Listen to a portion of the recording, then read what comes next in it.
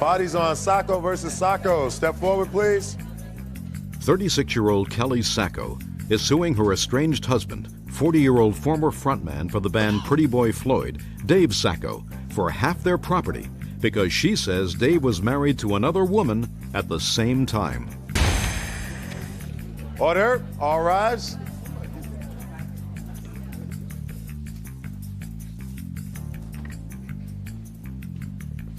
Yeah, this is case number 340 on the calendar in the matter of Sacco versus Sacco. Parties have been sworn in, Judge. You may be seated. Sir, have a seat.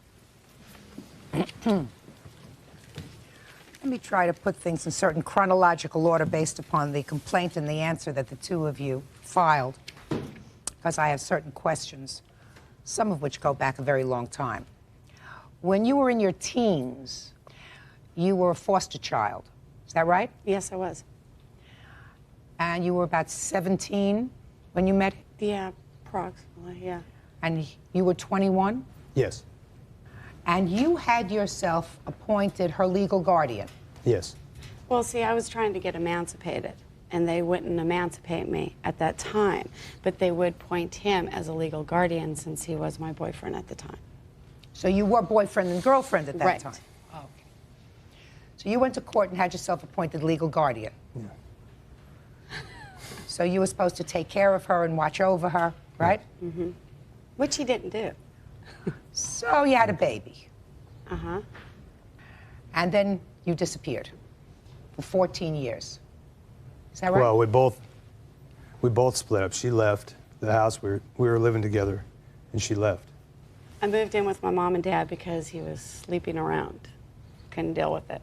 You hadn't seen each other in 14 years, and then your son wanted to meet his father, according Right. to you, and somehow through a mutual friend you found out where he was and you reconnected. Right. The relationship rekindled, and at some point you got married. Right. When was that? That was What year? in 95, 96. All right, but in this 14-year period, you had married Right. someone else and had another child. Right. So now you have 2 kids. Yeah. Well, And what do you mean, well? a couple more, you know. I didn't just have 2 kids. I have 4 kids, and he has 5. And you had married Yes. how many times?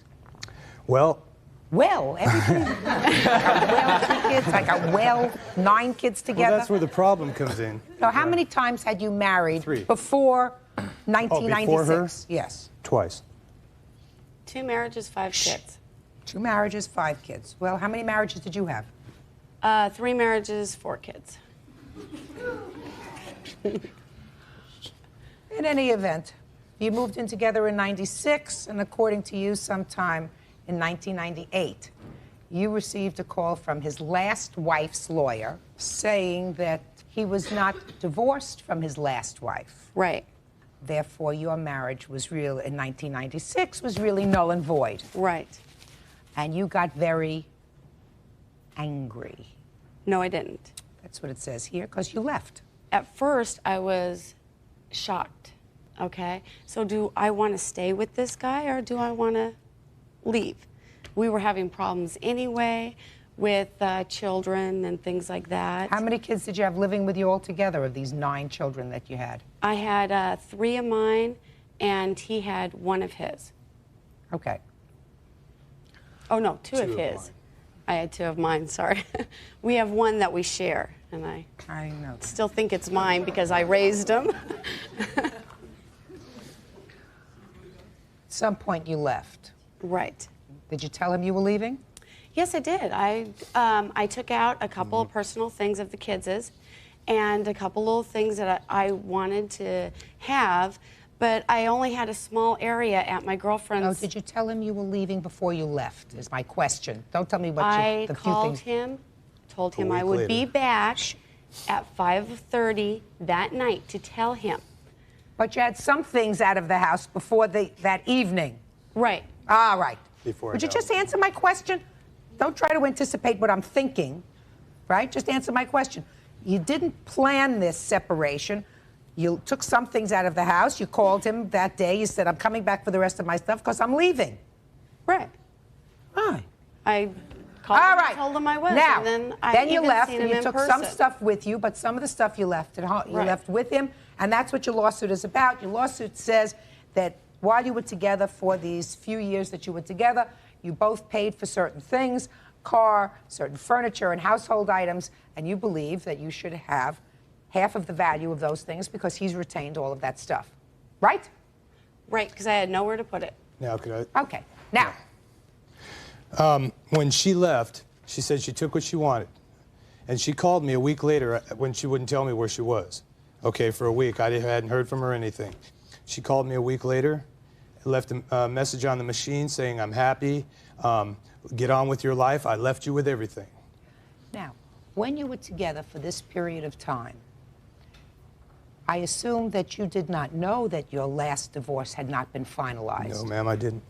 What made you think you were divorced? She wrote me a letter and saying, you just have to sign this final paper, and our divorce will be final in 6 months. So I signed it and sent it to her. It was my first divorce. So I just did what she asked me to do. How many times had you been married? Once before, and then to her. 3 times he's been married. Well, that's what I thought you said the last time, that you'd been married 3 times. This last time was not a real marriage because you were still married, but Well, you had actually, been married both of twice them. before. Yes. Well, Three and altogether. so I assume you were divorced at least once. Yes. So you know that you get a paper that says final judgment of divorce. No, ma'am. What do you mean, no? That's what I'm saying. The first marriage I was apparently never divorced from, that I didn't know. So you weren't divorced when you married the second wife either? Yes, I did divorce on that one, on the second one. How could you divorce her if you weren't really married to her in the first place? I didn't know. Judge Judy continues in a moment. The TV was about Kelly Sacco wants her estranged husband, musician Dave Sacco, to give her half of their property because he was married to someone else at the same time. Were you both working at the time that you were living together? Yes, we were. Is that right? Yeah, I was. When he worked. Did you both contribute to this property? Yes, we did. You say no. No. The car was in my name. I don't was care whose making name the it was in. I was making the payments. She had a little side job. She went and cleaned her sister's house. No, every that's now not and true. then. I made $400 a week. How Just is a that second. a side job? Just a second. You had a car that you paid how much for when you were together? It was $4,000. We paid $2,000 on it. Now, you had some rent-to-own furniture that you had. How much Right. did you pay on that? We had a TV, we had a VCR, a TV, a camcorder, and a sofa and a recliner. It went together. It's a living room set. And what was the total purchase price on that? I've got some stuff here you can figure. Do I you don't have know that? if it's all. You have No, those I don't. bills? I think the sofa was like $1,600. You have this stuff there. Right, but see, I haven't added it all up and everything, and they have just documents showing what our payments were and things like that.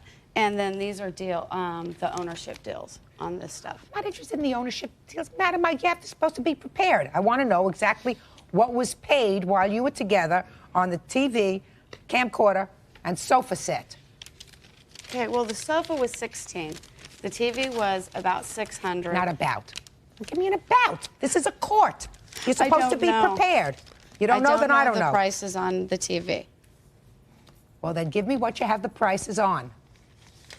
Because if you don't know, I don't know.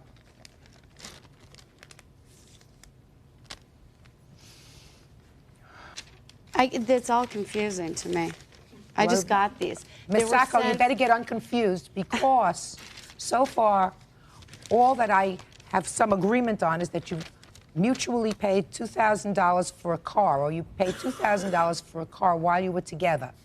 And inasmuch as the fraud that was the TV perpetrated, was- I'm speaking, Oh, the sorry. fraud that was perpetrated by the defendant. I am treating all of this as marital property. Okay, that's And the you're going to TV. get half. It's $700. What fraud? You married her, and you were married. What do you mean, Well, I didn't have any idea. I've even got papers to This is prove the living room that I had no set. idea. Mr. Sacco, And it should say stupidity right is no here. excuse. You're supposed to get a judgment of divorce. Well, yeah, I've taken care of that divorce now. But you didn't at the time that you married her. I had no idea I wasn't divorced. I just said to you, stupidity is no excuse. Okay. His papers are not even signed by a judge. Listen to me. I'm asking you for figures. Can you give me any Yes, figure? he's got them in there. The only one I don't have is a camcorder, and that was $500. It was a used camcorder, and I know it was $500. Do you have any figures on the camcorder, sir? No, I didn't bring any. What does she have figures on? It was 500. They said the total rental was $21.40. $21.40. Right. And on the living room, and then the total on the TV was $770. You still have the car, sir? Yes, I do. You have the sofa? Yes, I do. You have the TV? I have everything. She left me everything. And you have the camcorder? Yes, I do. Okay, and the camcorder you acknowledged was about $500? Yes. So we're going to add $250 to the $29.10. $31.60. Now, what items did you take when you left, Ms. Sacco? I took VCR, which was both of ours. You took a VCR? Yes, I did. And did you pay for that? Yes, We paid both for it. paid for I it. paid for it. How much was the $65. What else? A wedding dress that I I'm had. not talking about wedding dress. Sorry. Okay. Okay. Is that it? That's furniture? Yep. Those Yeah. are things? All right. Half of the items that we've listed, and that's giving you credit for this one item that she has, that's the VCR, which was $65, comes to $3,160, and I'm giving her a judgment for $3,160. That's all. Thank you. Thank you. Parties are excused. You may step out.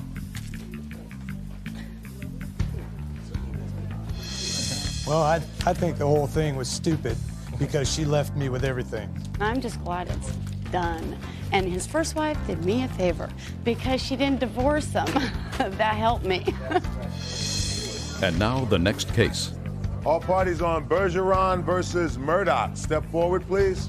27-year-old animal lab manager Stephen Bergeron is suing ex-lover, 30-year-old carpet cleaner Kevin Murdoch for not returning his bail money.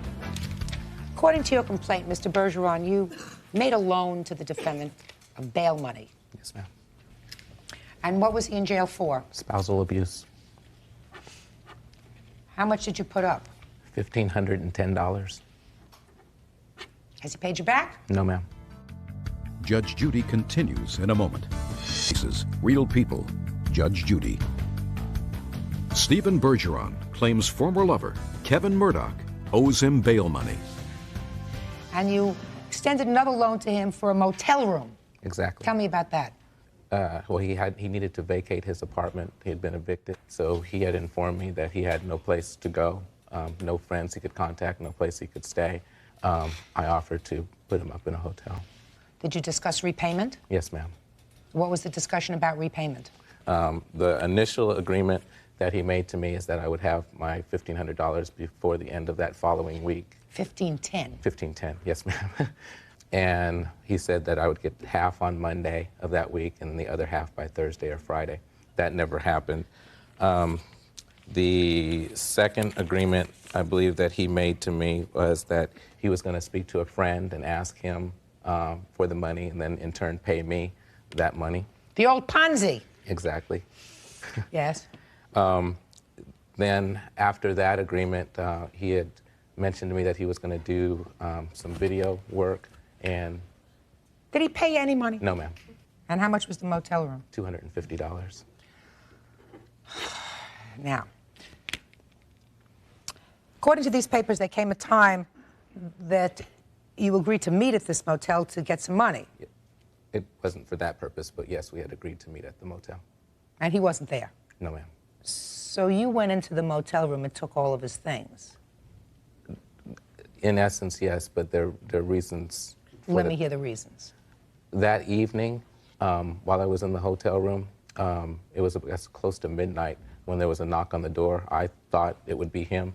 Instead, it was several police officers, and they, came in the room and at first thought that I was Kevin, asked me all kinds of questions. Anyhow, in the end, of course, Kevin never showed up, and I explained my purpose for being there, and they left. Then that next morning, when I woke up, he hadn't come back all night. That was actually the morning he was to check out of the hotel. And at that point, I thought that I would never see Kevin again. I couldn't understand, and I had paged him that evening. And he didn't call you back, so you Exactly. took all of his things? Exactly. You've since returned his Yes, things? ma'am. And he's returned everything? Yes. Now, you're Mr. Murdoch. Yes. You seem to be a popular man with the police. Well, no, the police were there at the hotel because they were doing a routine fourth waiver search of rooms. What is that? They go to hotels and they look at the names and they run the names and numbers. Someone's on probation, they'll go to that room just to do a routine check. So you were on probation for what? Embezzlement. But he bailed you out of jail on the spousal abuse charge. Is that Yes. right? Why didn't you pay him back? When things fell through, I explained it to him.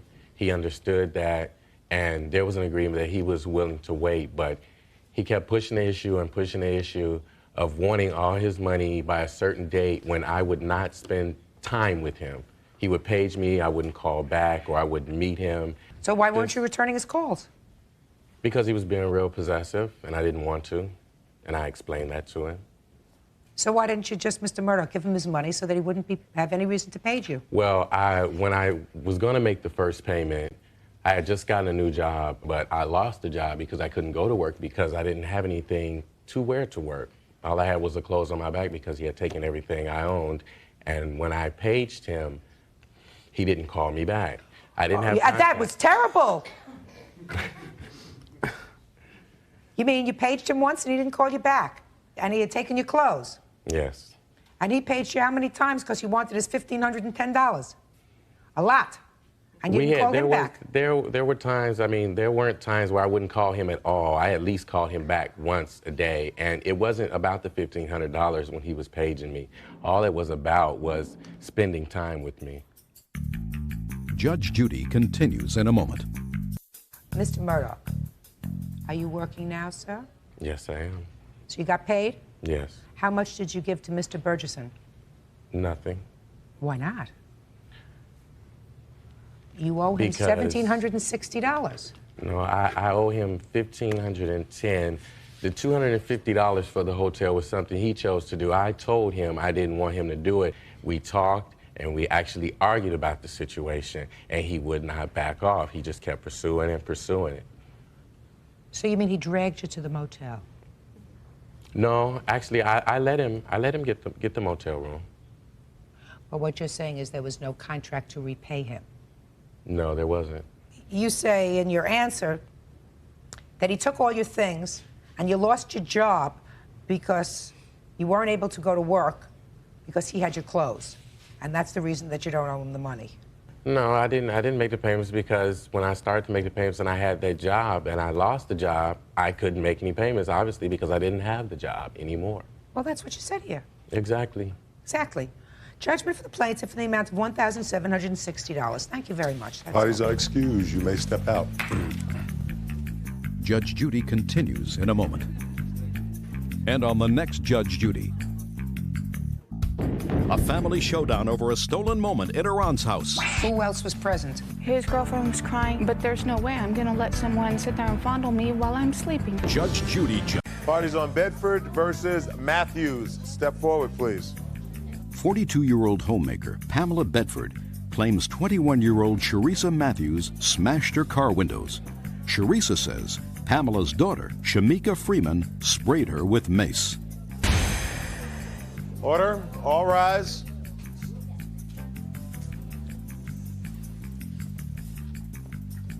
Yeah, this is case number 419 on the calendar in the matter of Bedford versus Matthews. Parties have been sworn in, Judge. You may be seated. Ladies, have seats. Let me understand this, Miss Bedford. Yes.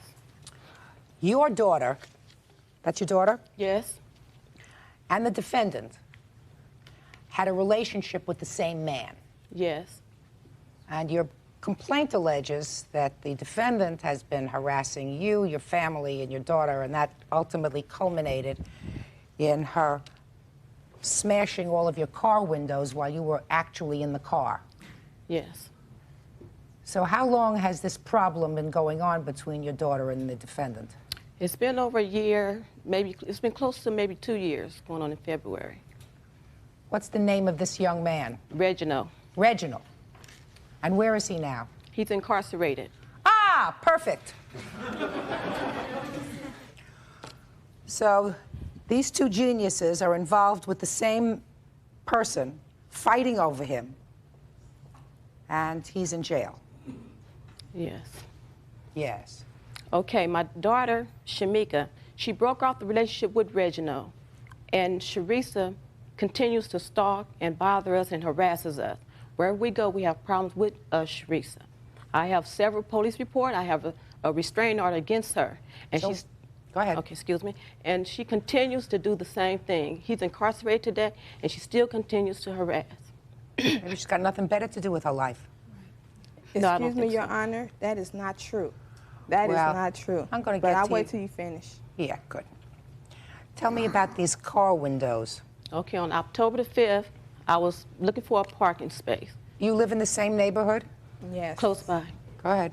And while I was looking for a parking space, Sharissa came up on the side That's of the her, car. Sharissa. Yes, and called us some black BITCHs. So I said, Sharissa, I followed her around the corner. Let's stop this now. I'm tired. I had enough. You know, my daughter's no longer with Reginald. Who was in the car with you? Okay, I had a 2-year-old baby in the back seat, and Shamika was in the front seat with me. She was in the passenger seat. Yes. Go ahead.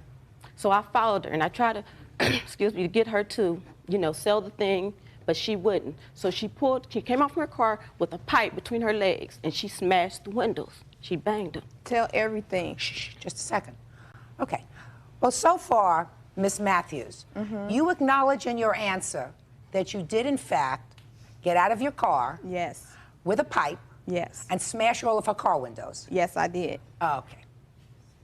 So now you're going to tell me why you did that. Okay, the reason why I smashed out her car window is because I was taking my son to an appointment.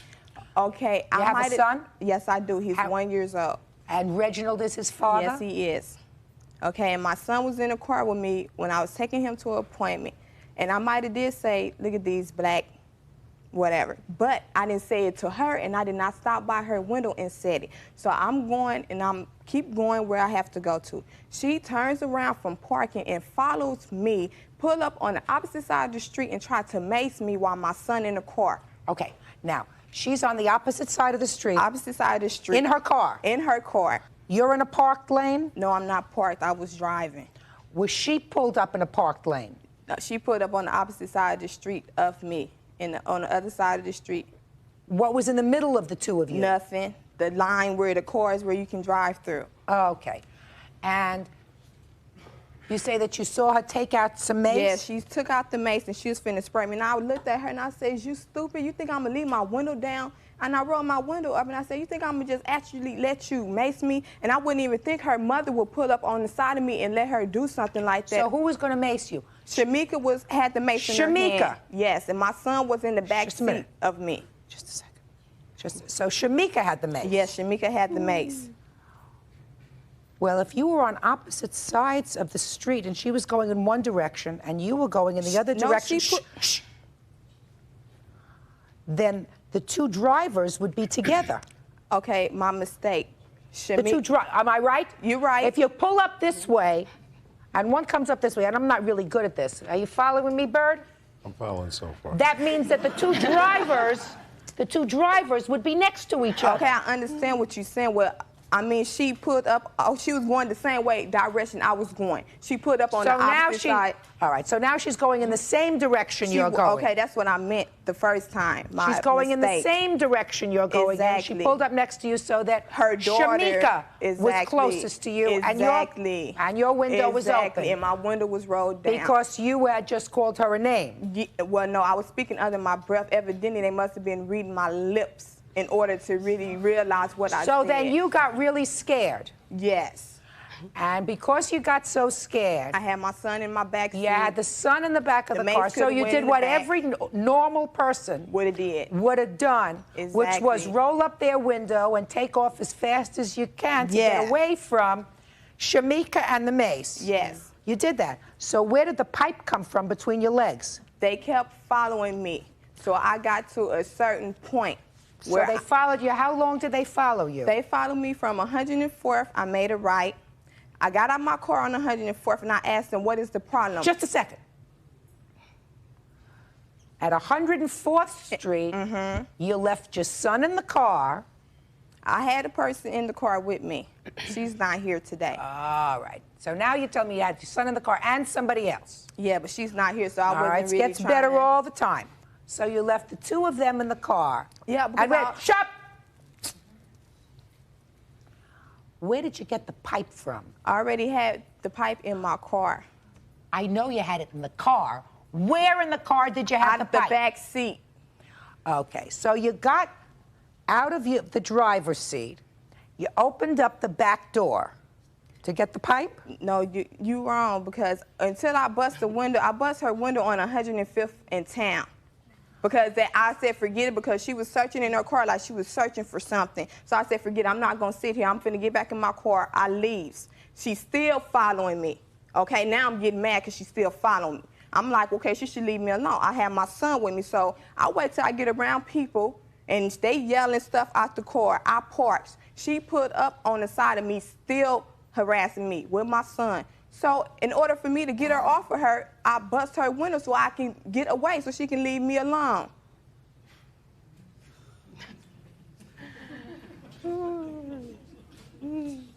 I'm telling you the truth. My problem is I know you're probably telling me the truth. The worst part of it is that you think that that's normal. No, I don't think that's the worst normal. part, that you think your behavior is normal. No, I don't think that's normal. Good, then you have to pay for the damage to the windows. Judge Judy continues in a moment. Judge Judy. Pamela Bedford claims Sharissa Matthews broke all the windows of her car with her in it. Sharissa says it was self-defense. Let me tell you what a normal, responsible adult who's traveling in their car and feels threatened because somebody who they know is following them. You're in your neighborhood, right? Mm-hmm. So you know where the local police precinct is? Yes. So instead of driving around and stopping your car and parking your car where there were people so that you could get out and smash the windows out of a car, you drive your car. What are you laughing at? You drive your car to your local police precinct where there are police officers, and you get out of your car, you go inside and say, this woman has been following me. That's what you do. Mm-hmm. I mean, Well, I don't have time to keep going to the police department. I didn't even feel that I would have to go. So you didn't have time? Okay, can I finish? Yeah. I didn't feel that I would have to go to the police department for the simple fact she followed me and she put up wrong and tried to mace me. I would never thought that she was going to go to the police station because I broke her window. She harassed me. She provoked me into breaking her window. A couple of times after she followed me, I thought she would have been stopped, so I didn't know what to do. But you were said frightened, I have to you said. Excuse me? Yes, I was frightened. You told me you were frightened. Let me tell you. I I told you my son was in the car, so I was frightened. So if you're frightened, you go to the police station. If you're you don't get out of a car with a pipe and go and smash her windows if you're frightened. Okay. You said that she won, so. Who are you? A witness to what? To the incident that happened right on the corner of my house. This incident happened right at the corner of my house. Tell me your name. I'm Darlene King. So you saw this happen? Yes. Did you see her get out of the car? Yes. Where did she take the pipe from? It was in the car. I know it was in the car. Where in the car? In the back seat of her car. So how did she get it? She went to the car. When she got out of the car, she had it in her hand. So she reached over into the back while she was still sitting in the driver's seat and pulled out the pipe? Yeah, like, you know. Okay. And she got out of the car? Yes. And what did you see her do when she got out of the car? When she first got out of the car, Your Honor, she went over to Reginald. So Reginald is there? Where he was across the street from my house on the porch. So she went over to, she went over to Reginald. Go ahead. Okay, Sharissa went over to Reginald. Sharissa went over to Reginald, and she was asking him what was going on. And they were talking back and forth to each other. Were they talking loud? Angrily? Yeah, she was upset.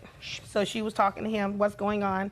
In the meantime, her and her mother had pulled up. Her mother had got out of the car, and she was talking to her and Reginald. And she was in the car. she would never, I mean, anytime she got out the car, she would just get out on the passenger side and stand up and, you know, run her mouth. And then when Sharisa would come back to around that side of the car, she would jump back in the car. And she would jump back in the car. She would jump back in the car and lock the door and talking through the window. So Sharisa walked back around. You didn't see her take out a can of mace, did you? No, I didn't see her with the mace. No, you didn't see anybody with mace. No. No. But you saw her get out of the car and go talk to Prince Charming.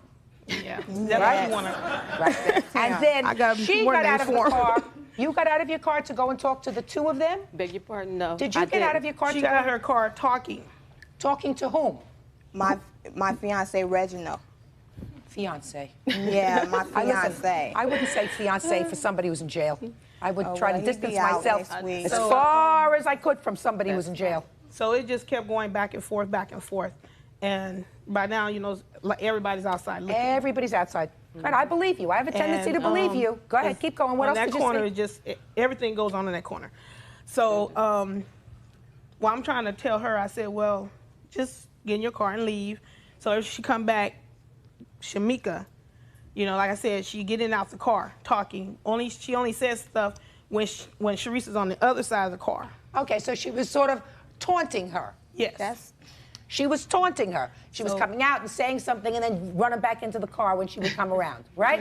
And she's standing there talking to Prince Charming with the pipe in her hand. Yes. All right. That's not true. Keep going. Keep going. So this is wonderful. Then after that, is true. So then after that, she just, you know, like I said, they were passing words. These two ladies. Okay, Shamika kept making statements to her, so of course she's gonna make statements back. But she never got out the car. She wouldn't get out the car and stand out, just stay out. She just kept going back and forth in. So it says something about you. Just a second. It's true. It says something smart about you. Go ahead. Keep going. Then Shamika made a statement about herself as far as what Reginald liked. What did she say? If you remember. I remember, but I mean, it's not a proper place to say it. I've heard everything. She was like stating to the point that he likes her female parts. I didn't say that. Yes. And went on and on. So she jumped back in the window. She got upset, came around the car with the pipe, bim bim, window broke. Gotcha. You're great. Thank you. Sit down. Judge Judy continues in a moment. Real people, Judge Judy. Pamela Bedford wants Sharisa Matthews to pay for breaking her car windows. All right, so Miss Matthews, you told me that the reason you got out of the car is because you were afraid because your son was in the car. Yeah. Yes. And according to this lady over here, who I believe, you didn't go over and break the windows until after this young lady Yes, correct. gave you a little bit of a zinger and said to you, Reginald likes mine better than he likes yours. And then jumped back into the car, which made you really mad, not frightened. Not just that, but a lot of things. She said a lot of things. Yeah, exactly. She said a lot of things to you. Yes, Mine is she nicer did. than yours. He likes mine better than yours. He Harassing me and whatever.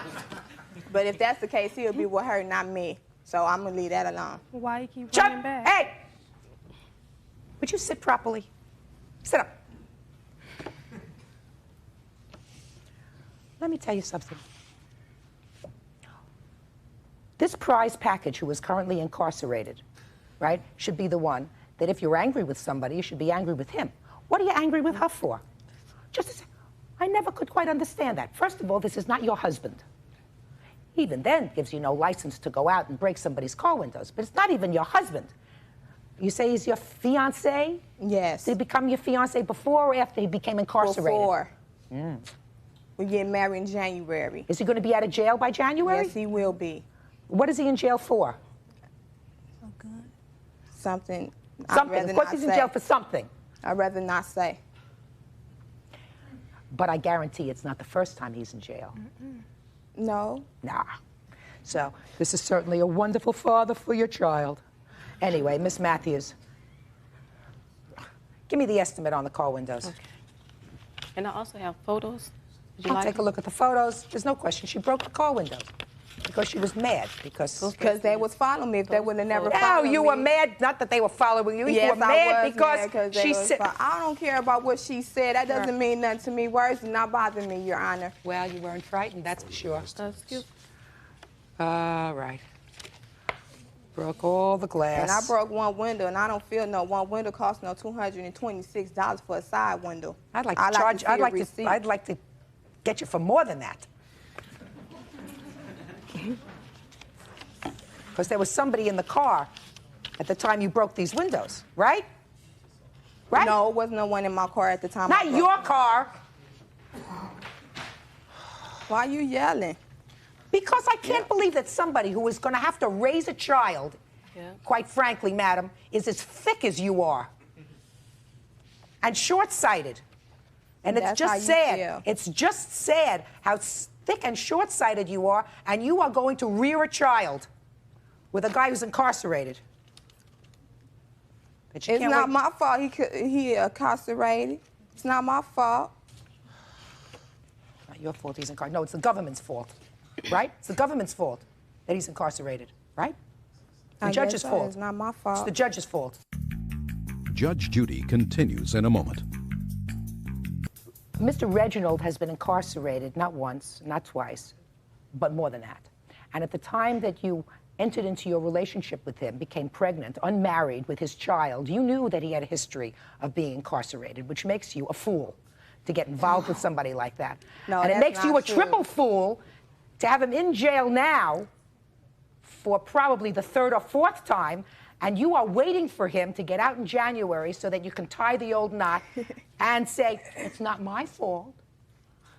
It's the government's fault that he's in jail. It's the Tooth Fairy's fault that he's in jail. Okay, whatever. $226 is what he owed her for the windows. I'd like to give her another $250 for your stupidity, but I can't. Goodbye. Bye-bye. Excuse. Step out, please.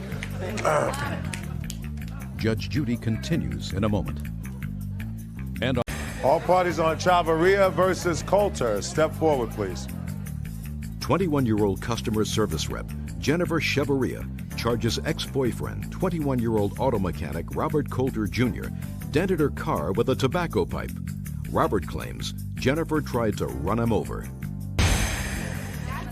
Order. All rise. Order in the court, please. All rise.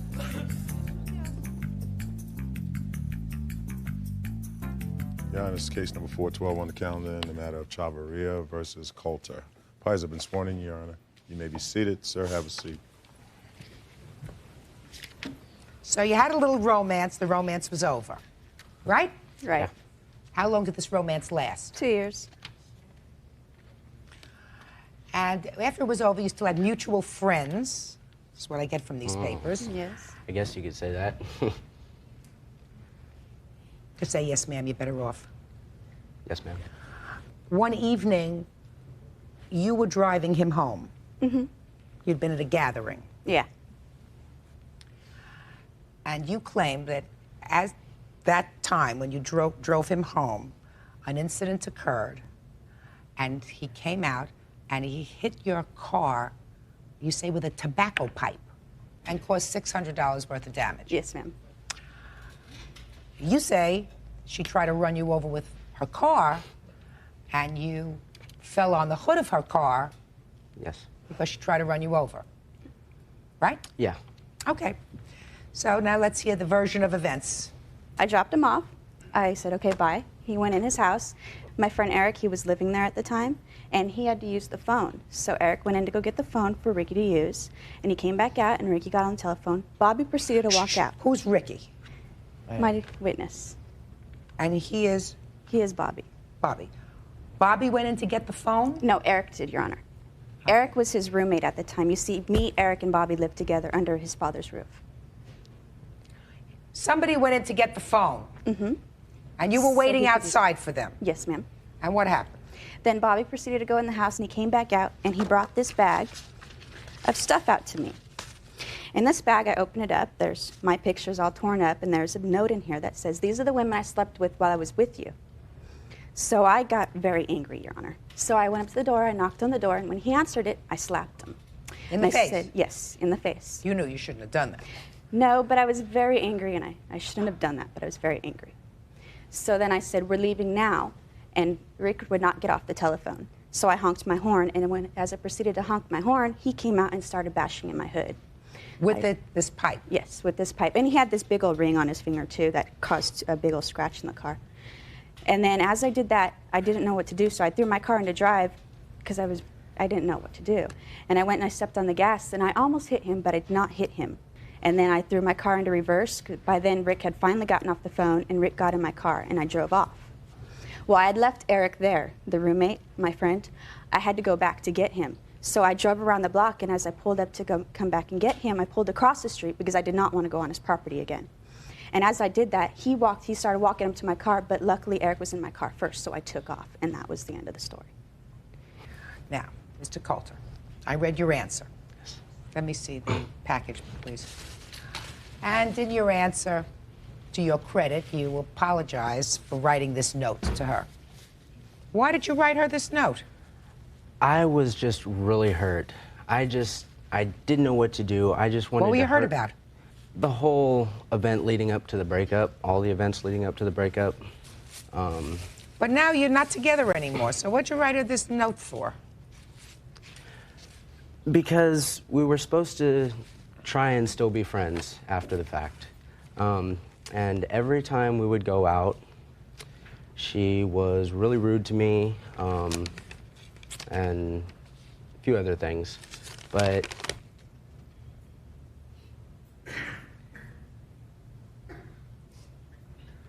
This is the note. These are all the women. 1, 2, 3, 4, 5, 6, 7, 8, 9, 10, 11.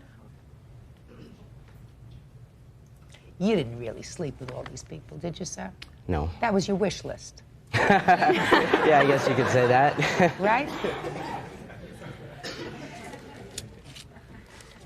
Why don't you tell me your version of what happened after she got this note? Okay. Well, She came up and she slapped you in the face. yeah. Yeah, she did. And You didn't have her arrested for that, did you? No, She slapped you hard? Pretty hard. Yeah, pretty hard. And then walked away. Yeah, I went back in the house, she went back in the car, and she just started honking the horn, I mean, repeatedly. So you went outside. I don't blame you for going outside. I mean, here she was, she came and she assaulted you. You did assault him, you know. Yes, That's I an do. assault. You understand that? Yes, I do. Okay. Because if he did that to you and you called the police, he'd be in jail. I know that. So I went outside and I yelled and told her to shut up. And at that point, she just kept honking her horn.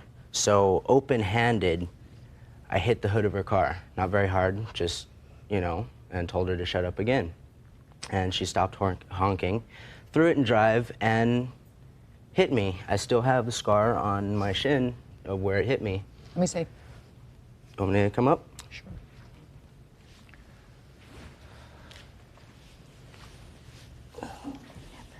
Right there. No, it's a faint scar. Yeah. Okay. It wasn't that bad. I mean, it just, you know, tore off the skin and whatnot. But so I fell halfway on the hood. I got back up. I don't know what tobacco pipe she was talking about. Were you there? Yes, I was. Step up. Tell me your name. My name's Rick. Last name. Padron. Mr. Padron. Were you there when this incident happened with the car? Yes, I was. What did you see? I was talking on the phone. He came outside with a bag. He handed her this bag with a bunch of stuff in it. She pulled out the note and had said all these names and so what. And then she got mad, got out of the car, went up and slapped him, and then went back in the car. She started proceeding to honk the horn to tell me to hurry up and get off the phone. So I started to hang up. He comes outside, starts telling her to shut up.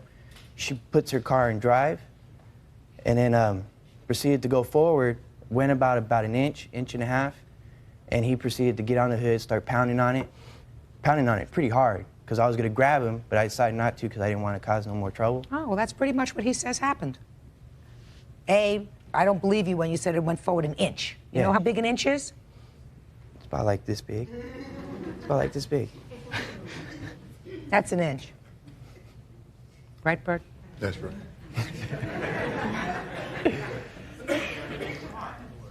This is not an inch. This She is didn't big. pull up that far because she was sitting in front of the window. If you put the car in forward because you want to get away from him, you don't move it an inch. Judge Judy continues in a moment. Judge Judy. Jennifer Chevaria says former boyfriend Robert Coulter Jr. damaged her car with a pipe. Robert says he landed on the hood when she tried to run him over. Okay. So let me see pictures of this car, the damage to the car. Pictures.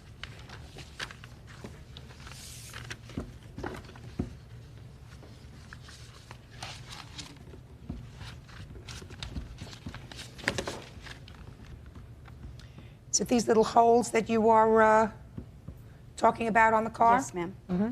These little holes look like they were made by an instrument. Could have been made by a ring, or could have been made by some other sharp object. Is the hood of the car dented?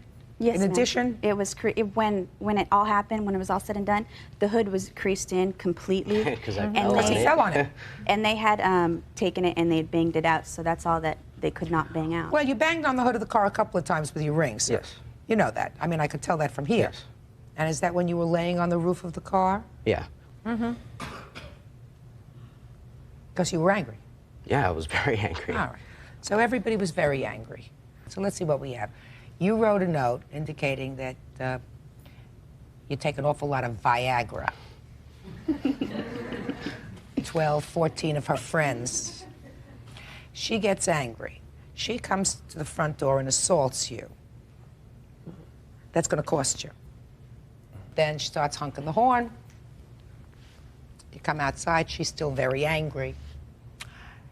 And you put the car in forward, and the car touched him. No question in my mind, the car touched him. Not smart. Now he gets very angry. And he makes these little holes in your car with his ring, with a little pipe, whatever it was. But he's partially on the hood of the car because that, from where these marks are on the car, he had to be on the hood of the car at some point, either from the side or from the front, in order to have made those things. And no normal person is going to hop up on a car on their own unless you're trying He to did, run Your him Honor. down a little bit. No, I he did not. didn't. I did not hit him. No, he didn't. So, this was an unfortunate thing. He didn't have you arrested for trying to run him down, did he? No, ma'am. Fix your car. Your case is dismissed. Parties are excused. You may step out. There you go. Oh my God. I'm mad. He caused damage to my car and he doesn't have to pay for it. No matter what I did, he caused intentional damage to my car. She tried to hit me. I mean, come on. What would anybody else do in this situation? And now the next case. All parties on Giles versus Dreyer. Step forward, please. Susan Giles and her 14-year-old son Raymond claim 39-year-old county worker John Dreyer ran over Raymond and his bike with a truck. Mrs. Giles, you're really here suing on behalf of your son. You weren't involved in this traffic accident. Your son was riding his bicycle and collided with the defendant's truck. The only issue is who ran into whom. He says the bicycle ran into his truck. It's your position through your son that the truck ran over the bicycle. Right. You weren't there. No. So why don't you have a seat? Okay. Step up here, sir. Tell me your first name. Raymond Giles, Raymond, how old are you? 14. Are you nervous? Yeah. Good. Why don't you tell me what happened? First, when did it happen? I'm not sure what the date was, but I was coming home from school and I was riding my bike. And so I was riding on the sidewalk, going home.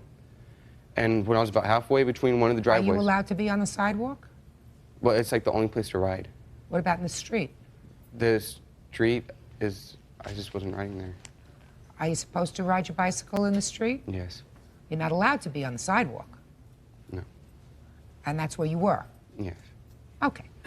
And what happened? And I was about halfway through the driveway when John Dreyer hit me with his truck, and he rolled up over the front part of my bike, and I fell down with the bike, and that's when he got out of the truck and he asked if I was okay and if there's any damage, and he asked how much it would cost, and I wasn't sure. And he said that he gave me his phone number and his name, and he said that he would pay for the damages. And then he left. Let me hear your version of the event, sir. Your Honor, it was September 10th, the date of the accident, approximately 2:30 in the afternoon. I was exiting a driveway. I have a diagram here to show you with pictures. Make it easier. Okay. Take a look at this, Raymond. Okay? So I want to see it as well. Point where you were exiting. I was exiting out the driveway here. Mr. Raymond was coming right here on the sidewalk. This here is a building. So far, is that correct? Yes. As I was exiting the driveway, I was looking over to my left for oncoming traffic when my witness said to me, "Bike, bike." I did not have time to respond to stop any faster than I stopped, and I heard the hit on the side of my truck. On the side of my truck above the wheel is where the dent and the impact occurred. Okay. Thank you. Went ahead and proceeded to get out of the truck to make sure Mr. Giles was all right, checked out that he was all right, was not wearing a safety helmet. He said he was all right. He went home. Within 30 minutes, I had Highway Patrol come out and take a police report. Do you have a copy of that report? Yes, ma'am, I do. I'd like to see it, please. Judge Judy continues in a moment. When I got home, my mom had noticed across my chest there was a scratch from the brake lever for my bike. And when we went to the hospital and had x-rays, it showed that there was a contusion. Closed captioning, sponsored in part by Real Cases, Real People, Judge Judy. Susan Giles and her son Raymond claim John Dreyer hit Raymond with his truck. John says Raymond hit him with his bike. You offered to pay for the damage to the bike? No, I did not offer to pay for the damage of the bike. Even at the scene? No. We discussed, all that was said is it was going to be expensive. Well, then there was some discussion about the damage to the bike. Nobody was said who was going to pay for damages of the bike. We wanted to wait until the police report came through. Okay. Well, first thing I want to say in this report was that the officer indicated he was notified by dispatch, by you, that there was a non-injury collision at 15:10 hours, which means that you went home. Yes. Right? And you weren't injured. At the time, I wasn't sure. How did you get home? I walked home. Okay. Because part of your claim is for damage to the bike and part of it is for injury. What made you think you were injured? When I got home, my mom had noticed across my chest there was a scratch from the brake lever for my bike. And then the next day, my arm started twitching. And when we went to the hospital and had x-rays, it showed that there was a contusion. And that's from there. You have medical reports? Yes, I do. I'd like to see them.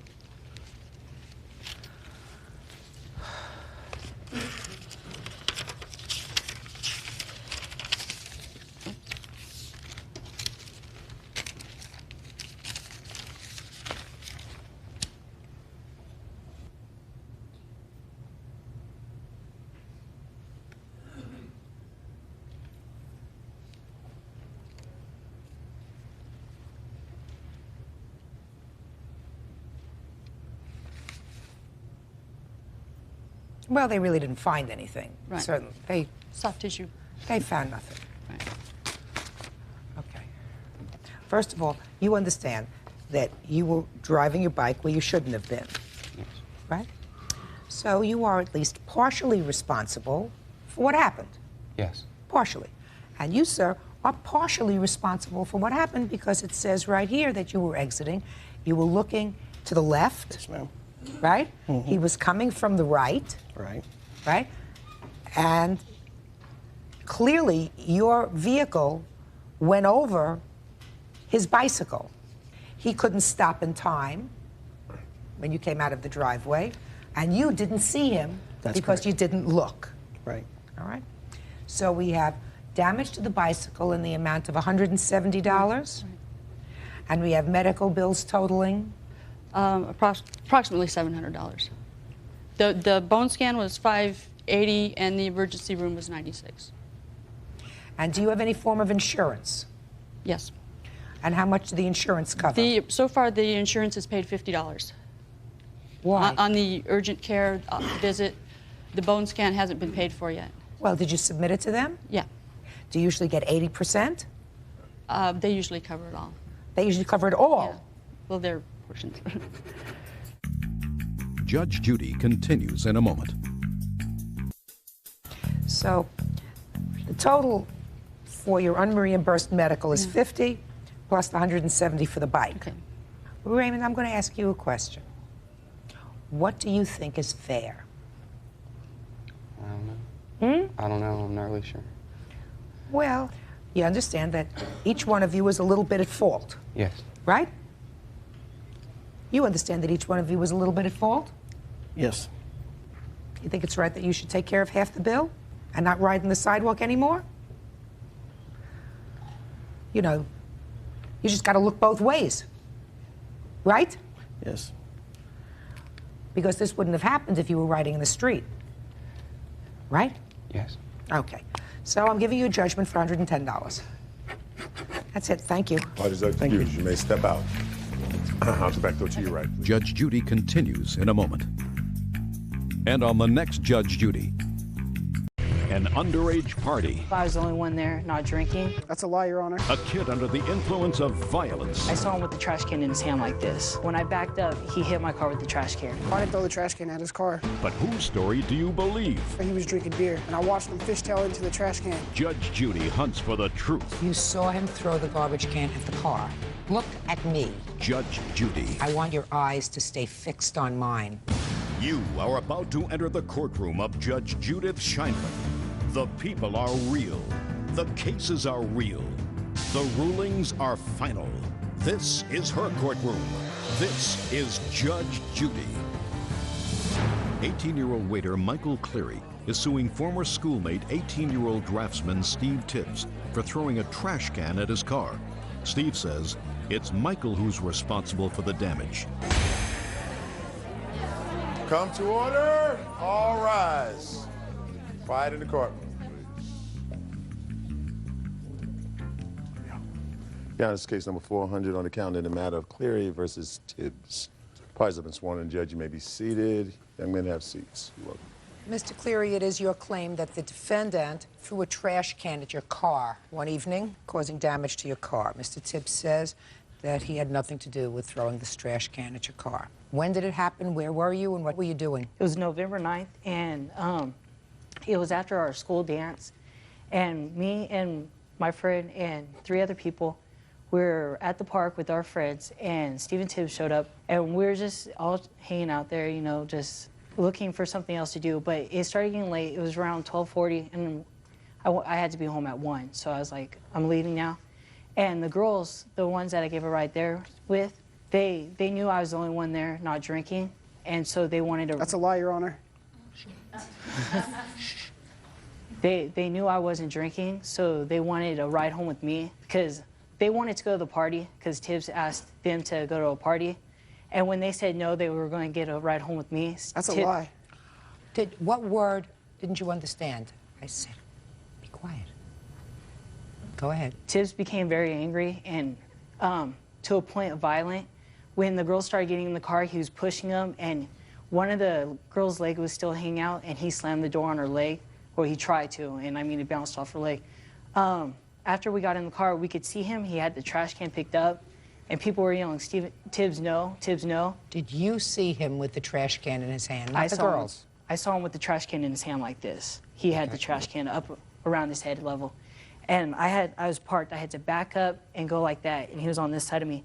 When I backed up, he hit my car with the trash can. Okay. And may I see the estimates of the damage and any photographs that you have?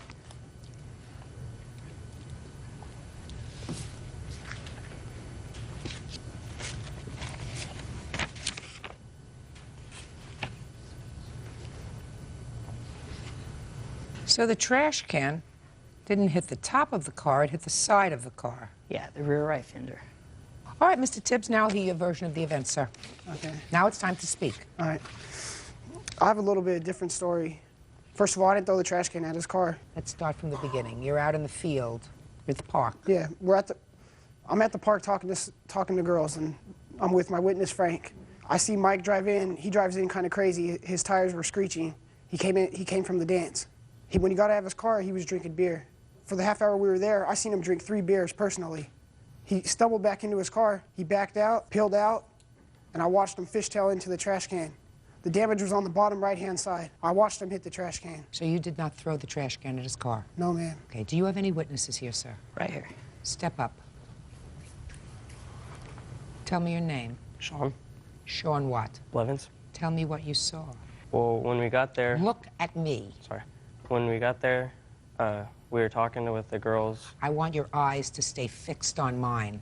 Yes, ma'am. Do you understand? Yes, ma'am. Good. Steven came after... Your eyes are moving around.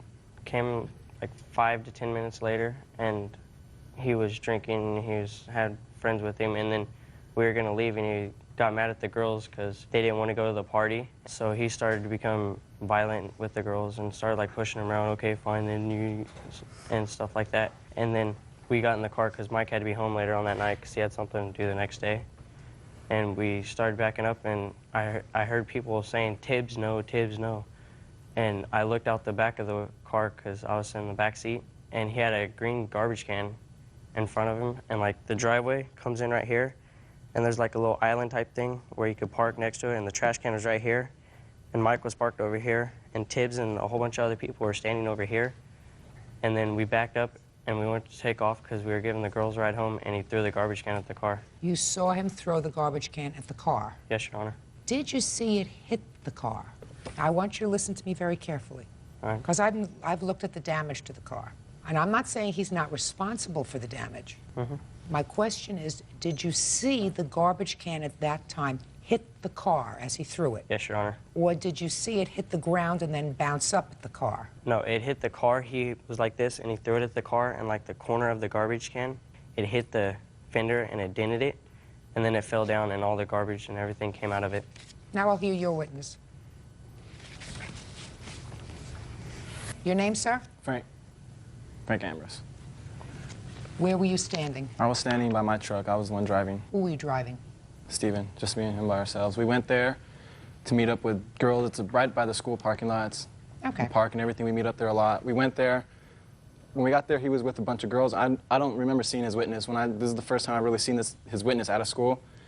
We got there, he was drinking, girls were drinking. He had really no part in what we were doing there. We weren't paying attention to him. When he left, he screeched out, and girls were screaming. They had bottles, probably showing off, and he was doing donuts, or peeling out, making and then you hear a bunch of screeching, you hear a loud crash, and you hear silence after that, and everyone look over there, and you see his car stopped with the brake lights, and there was a trash can in the middle with the trash everywhere.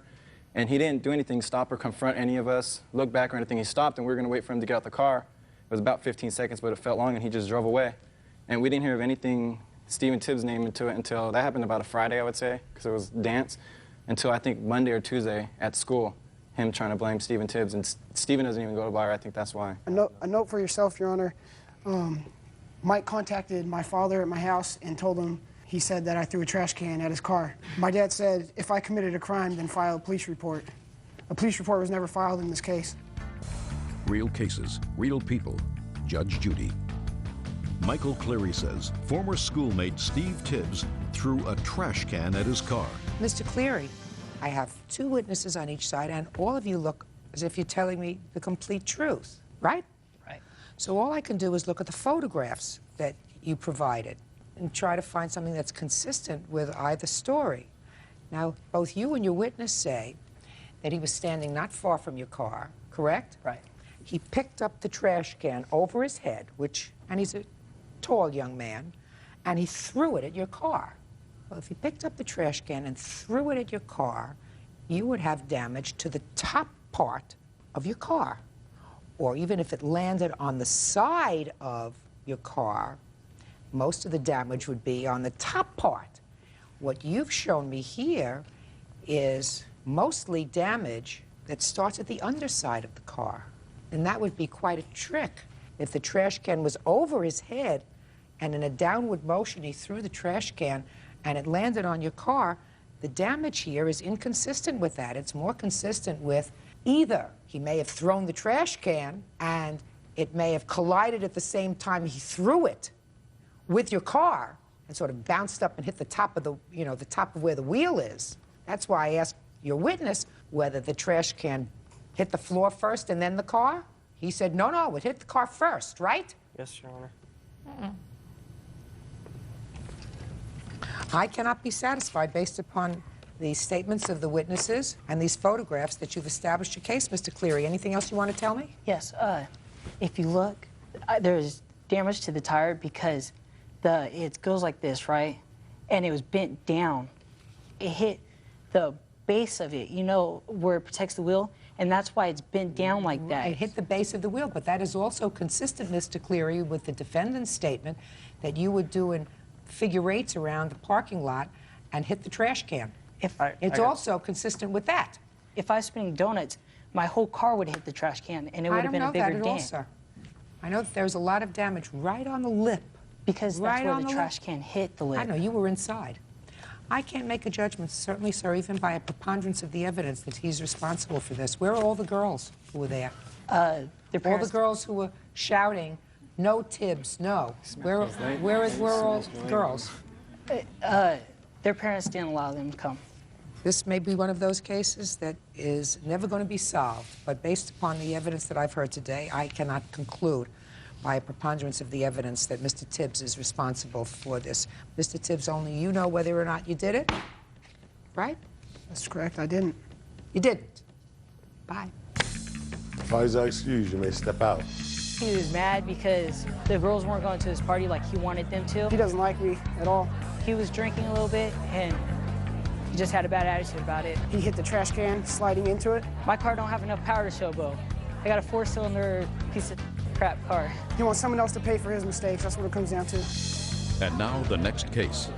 All parties in the matter of Long versus Merovitz, step forward, please. 31-year-old business owner Tom Long is suing his ex-boyfriend, 21-year-old salesman Dan Merovitz, for unpaid credit card charges and a trip to Europe. According to your complaint, you and the defendant met on the internet sometime last year, is that right? Yes. And began a relationship that lasted for how long? About 8 months. Did you live together during that period? Most of it, yes. It is your claim that during the time that you lived together, you made certain loans to the defendant. Loans that were made by virtue of your credit card, Yes. some cellular phone expenses, and the cost of his share of a trip to Europe that you took together, that you Yes. claim that he promised to pay you for, but never did. Correct. The defendant says that all of these expenses were gifts. While he acknowledges the expenses, that he made certain charges, he said that they were all gifts from you made during the course of a relationship. So that's where we're at. When did you and the defendant begin living together? May of last year. When did you give him access to your credit card? Maybe 2 months after that, he was getting a promotion and he needed it to keep his job. What do you mean he needed it to keep his job? With his promotion, he had more responsibility. He had to entertain, he had to travel, and without that, he probably wouldn't have been able to keep his job. Did you get him his own credit card, or did you give him yours? It was basically a partner card off of my account with his name. So far, is it correct that you had a partner card of the plaintiffs starting in about July of 2000? Yeah. Now, when you got the bill, let's say in September, and you were still together in September of 2000, who paid his portion of the bill? As Dan would get company funds back to him on his expense checks, he would either write a check out to me or just reimburse me in one way or another with money. Is that correct? For the most part, yeah. What about October? Do the same thing? As he would be paid by his company, he would pay me back. So far, is that correct, sir? Voluntarily, yeah. I love it. You would pay him back. Right. Now, you separated, according to this, sometime in November? That sounds correct, yes. At the time you separated, what was the balance on his card? At that time, it was probably around... Don't give me a probably around. Courts don't deal with probably around. Where's the paperwork? Don't give me a whole lot of paperwork to look through. Make it easy for me. It's a quarterly expense report. It has everything. Just make a little check mark with regard to where his expenses were on his card. Every single one. It's just his side of it. It's not mine or not included. I thought I was going to get him to do this for me. Did you do a lot of traveling for your business, sir? Stayed at the Radisson in Sarasota. Good deal? Is that right? Yep. Okay. There is no question in my mind, based upon my examination of the defendant, that he treated this money as a loan. Despite the fact that he claims in his answer that it was a gift, he treated it as a loan because, according to him, he made payments. He made payments in September, he made payments in October. Isn't that what you just said to me? Well, even though you said voluntarily. Right. But none of it was an agreement throughout the month. Listen to me. Baloney. If you made payments, that is indicia that you treated your credit card as a second holder for your company expenses. Many of these, the most substantial of these, are company expenses. You treated them as a loan because you paid him back. There came a time when you stopped paying on the credit card.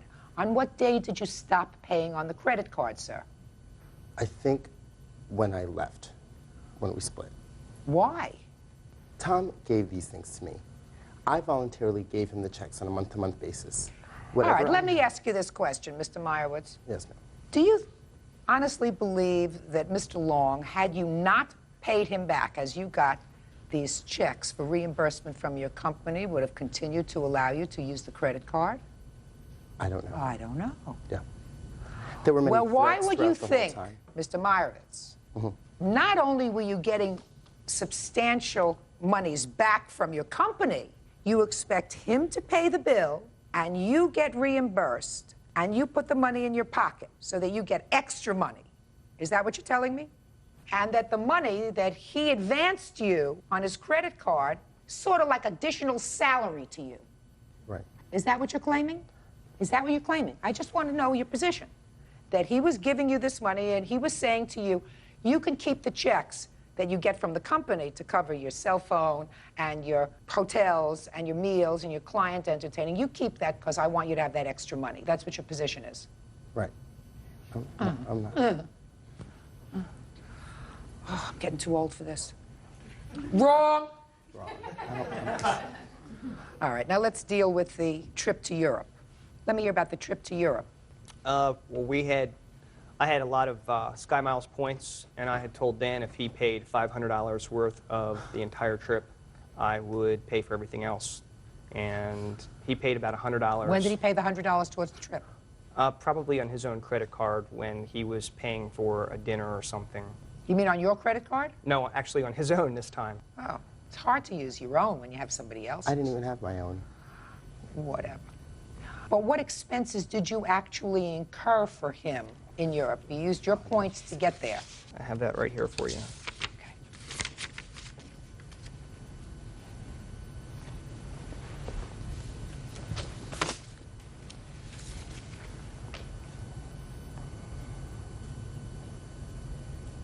These aren't $500 worth of expenses. There was also cash involved. I mean, we're talking about a couple of meals, $31, $7.47, Two plane $9.99. Well, it doesn't cost $500 to fly to Europe. It costs considerably more. You used your points. But I had to pay for some of it also. Where is I that? only had so many points. Where? Show me where. I don't have that right now. Well, It now was is the time very- to have it. We don't have it later. Later is no good. We can't do approximates, okay? So I am deducting that from your total claim, leaving a balance of $2,439. Actually, I have checks which are on a canceled account, and I also have... So what does that have to do with anything? I am awarding you everything except the travel expenses. So what difference does it make if you've got canceled checks? I do not believe, Mr. Meyerowitz, Because it actually that this cost was me $2,800 and whatever the $330, or it cost me that amount of money. I've just looked at this. This doesn't come to $400. And even if it did come to $400, the expenses for going out to eat, et cetera, have to be cut in half because you ate too. I assume you didn't say Correct. you go eat and I'm going to go eat. Don't That was push your really luck, a Mr. cheap Long. trip to Europe. He is responsible for all of his expenses that he made on the credit card. I find that they were not gifts. I find that his payments were not voluntary. I find that he agreed to pay you for those, and that he did, in fact, pay you for some until the relationship terminated. So I am awarding you that part of your claim, which is $2,439. I am not awarding you the money for the trip. Judgment for the plaintiff. That's all. Parties are excused. You may step out. Tom lied about the trip. That was That was a gift. That was something that he surprised me with. Maybe he'll grow up out of the whole thing. He moved me in. He took care of me. He wanted to play a sugar daddy per se. Of course, you have to have money to be a sugar daddy. I'm just a poor lawn man. I'm sticking to what I thought it was. He should have paid me 12 payments of $250 at 0% interest, and we could have avoided all of this.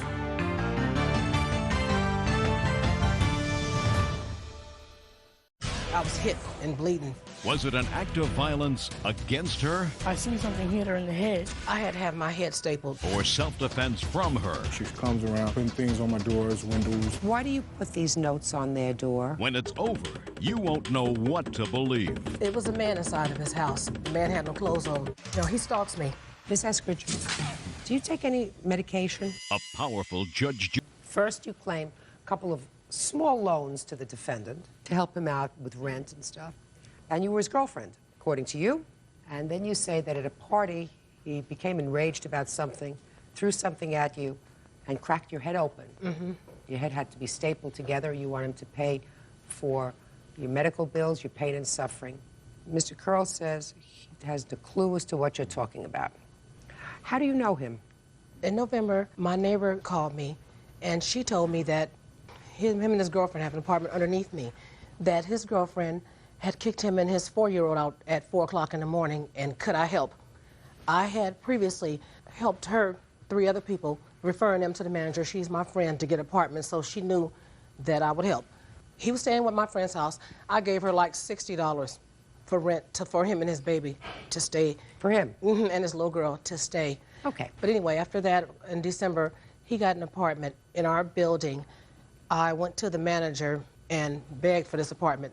Okay, and what other money did you give him? $65 for food one time, $100. He broke out his girlfriend's windows in her apartment on New Year's Eve because she was in the house with one of his friends, and he busted out all the windows, and they were going to evict him. So he asked me, could I help again? Because he was going through a custody thing with this baby, and me and her just hit it off right away, this little girl. I said, yeah. I gave him $100. Did he ever say anything about repaying this money to you? Yes, ma'am. He told me as soon as he got through with the custody stuff, on which would be the 16th of May, with his daughter, he would start paying me back this money. Now tell me what happened with the assault, Miss Eskridge. He was having a get-together, and I thought it was kind of rude since I helped him out that he didn't invite me. I went to the balcony. Were you dating him at the time? Yes, he started wanting me to date him as I was helping him. Well, did you date him? Yes, I did, yes. For how long? Up until... how many weeks did you date him? About 8. 8 weeks. Okay, so you dated him for 8 weeks, and then he had a party and he didn't invite you. Mm-hmm. So you went to the balcony of your apartment or his apartment? His. So you went to the party even though you weren't invited? I went to the balcony. I didn't go inside. I didn't go inside. I just went to the balcony. He was standing out there just to talk to him. And what happened? I asked him something. We started arguing. Next thing I know, looked down. He had something in his hand. But as soon as I saw it in his hand, I was hit and bleeding. That's how quick it was. And what happened as a result of that injury? I had to have my head stapled. They stapled my head together. You have the medical records? Can Yes, I ma'am. see them, please?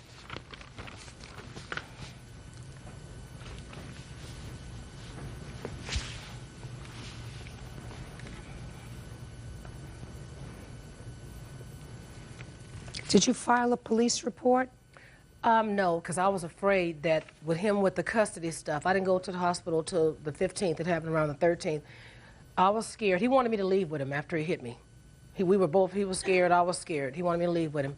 He took me to his friend's house, and his wife looked at my head.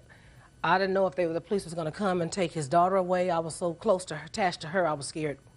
But after 2 days, I was in so much pain, I had to go to the hospital. So you didn't go to the hospital for 2 days? Yeah. Is that right? Yes. Miss Eskridge, can you tell me who these people are? My son and my dad. Were either one of them present when you were assaulted? Yes, my son.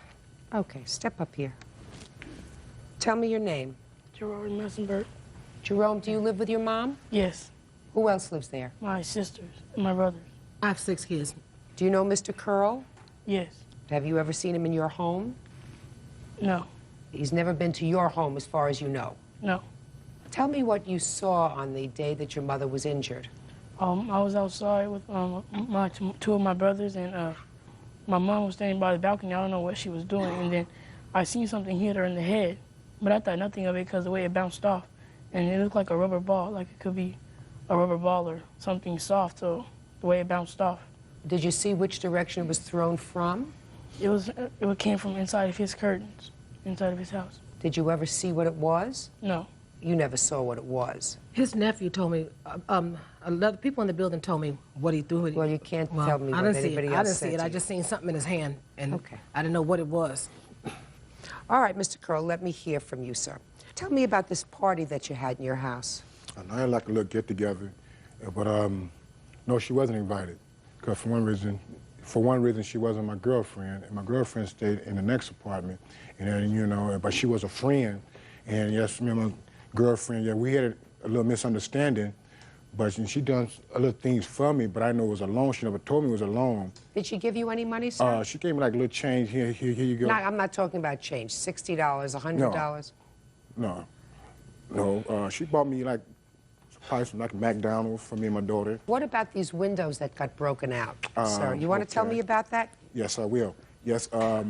Look at me and tell me. That was a case that happened, and they found out that it wasn't none of me. It was a friend of mine that did that to my fiance's windows, and that's why. A friend of yours? Yes, a friend of mine. It wasn't none of me that did that. And my fiance. When did that happen? In the month of December sometime. The management company talked to you about maybe evicting you? No, they just told me since a friend of mine's done it, I got to pay for the property. I mean, for the damages. Right. And which I done. Who gave you the money? My own money. How would she know about that? How would she know about that? Because she stayed right above us in the same complex. She says that she was injured at a party in your house. You know, that's when she came and she was not invited. What do you know about that, sir? I don't know. I don't have no idea about that. I haven't seen it. You know, she said she was on the back of my patio, and I did have some company back there, and they know how she do things. She comes around and disturb everybody. How does she come around and disturb people? By, you know, cussing everybody out, putting things on my doors, windows, banging on my windows early in the morning. Like what? Like notes. You have any of those notes? Yes, I do. I'd like to see them, please.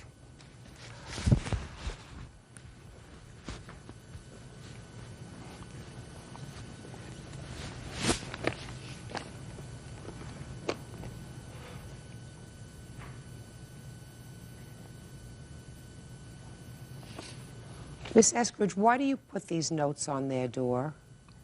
It may not be what I put. It doesn't look like. Show them to her, please. Judge Judy continues in a moment. They swing. He opened the door up, and the man picked his hat up. The man had no clothes on. And later today, I kind of went on a high-speed pursuit for a couple of cities. Was this the first time you were arrested, Kenneth? Correct, it was. No, Kenneth. Don't fib to Mother Nature. real cases, real people. Judge Judy. Noelle Eskridge says ex-boyfriend Jackie Curl owes for several loans. Noelle says she received staples in her head from his assault. I'd like you to tell me why you put those notes on the door. Okay. After I loaned him some money and went to his door and knocked on his door, I want to look at it and make sure it was my writing. Because of the way he's sitting here lying, I want to make sure it was my writing. I went to his house to ask him for some of my money. It was a man inside of his house, half naked. And he opened the door up, and the man picked his hat up. The man had no clothes on. A friend of theirs, their wife, she told me to be very careful because they swing. And I was enraged because his girlfriend chased me with her girlfriends for 3 months down in a car. When I was helping his daughter in November through December for 2 months, I was chased with women and her. I couldn't figure out why, but she had women with her chasing me till people told me what they do. And I was enraged when I found out because I felt I wasn't given the choice, that I should have been told if you were these kind of people. I was enraged when I did that. I was just shocked when that man came to the door. Ms. Eskridge, do you take any medication? No, I don't. Currently under a doctor's care? No. In order to have a successful lawsuit, Ms. Eskridge, you have to prove two things as far as a loan is concerned. Mm-hmm. You have to prove to the judge's satisfaction that there was, in fact, money turned over and that there was a contract that that money would be repaid. I don't find that here. The Second thing is, you claim that Mr. Curl assaulted you. Mr. Curl says he did not assault you. I have to be satisfied before I'm satisfied that someone has caused such serious physical injury that there's sufficient proof. And I don't find that there is sufficient proof that Mr. Curl, either intentionally or otherwise, caused you the injury to your head. What I do find is that I think it's a good idea that you don't have any contact with them anymore. Not leave notes on his door, not leave notes on her door, because I don't think it's good for you. No. I think if what you tell me is true, then you made a mistake in judgment as to someone's character. And you extended yourself, and you should think twice about doing it again. Right. Do you understand? But right now, what I think you have to do is say, you made a mistake with him. He's really not a nice person. I don't want to have anything more to do with them, with either him or with his girlfriend. I've got children that I have to take care of that rely on me, and I don't want to waste any more of my energy on this man or his girlfriend. Does that make sense to you? It makes a whole lot of sense, you know. Good. I'm glad. You know, he stalks me. You know, very badly. It's bad. Well, then what you have to do is say, I made a mistake. Yeah. And I'm going to move on and not have anything to do with them because I have a greater responsibility, and my great responsibility is to my children. And I have to be mentally alert and healthy for my kids, and I don't want to take anything away with people who aren't nice. So don't have anything to do with them anymore. All okay? right. All right. Good. Thank you. Thank you. Parties are excused. You may step out. I just think it was outrageous because he asked me to marry him last Wednesday. I was dealing with a woman that's kind of, you know, maybe can be fatal. He's crazy, and he needed to pay for what he did. Wannabe girlfriends need not to be posting notes on other women's doors and panties, because they won't be so nice next time. And now the next case. All parties in the matter of Sanford Keogh versus Ames. Step forward, please. Parquet Joanne Sanford Keogh is suing her former friend, 25-year-old transportation worker Kenneth Ames, for an unpaid loan for bail. Joanne claims she bailed Kenneth out of jail when he was arrested after a high-speed chase. Ms. Keogh, the defendant was a friend of the family, and you claim that he owes you $1,500 for bail. That's correct.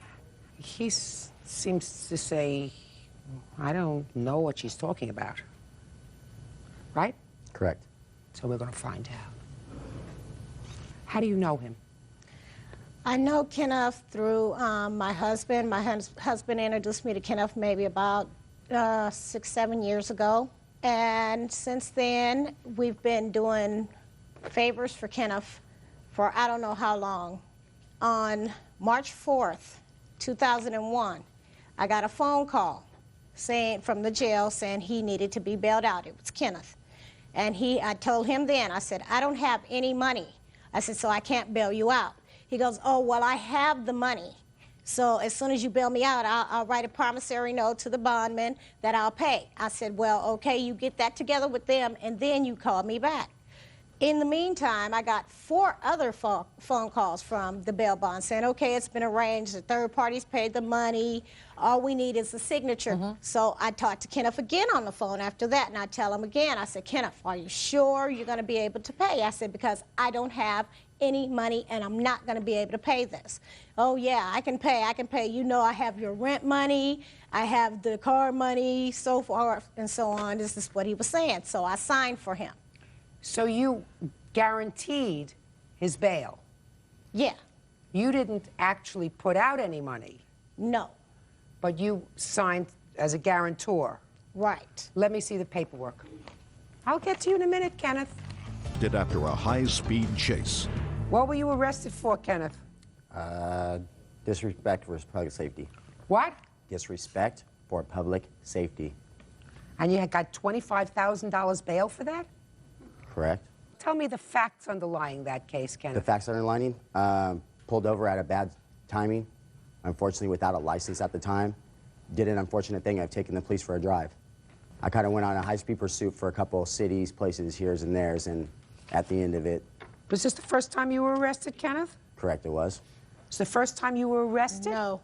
Excuse me. No, I'm sorry. Kenneth. Don't fib to Mother Nature. Okay, yeah, I've been arrested before, true. But have I been incarcerated before, prior? I asked you if you'd have been arrested before. Okay, arrested, yes. What kind of work do you do, Kenneth? Caltrans. What is that? Road work. Work on the freeways, clean up, pick up. Okay, so now I see what's left on this bail is $1,450. Is that right? That's correct. Okay. Who made the payment of $90? Kenneth made that one payment. Just a minute. And then I see another $25 payment. I made that payment out of my personal account after they called me on my job, harassing me, telling me they were going to garnish my wages and so forth. So he really owes you $1,475. Yes. Okay. Now I'll hear from you, Mr. Ames. As her story goes, correct, I was bailed out of jail. I already knew I was in there.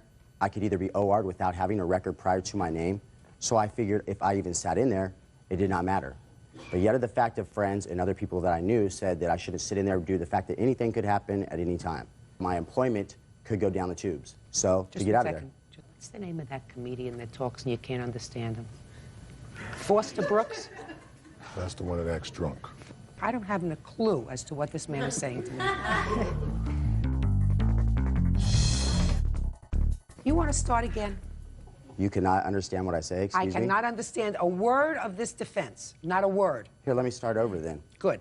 As you know, Miss Keogh did not put up any money. Other people all came together to bail me out. All she had to do was sign to say that it would get paid. When I got out, I paid all the people back. Now, the remaining balance, I was told Miss Keogh was asked to make a payment for some reason.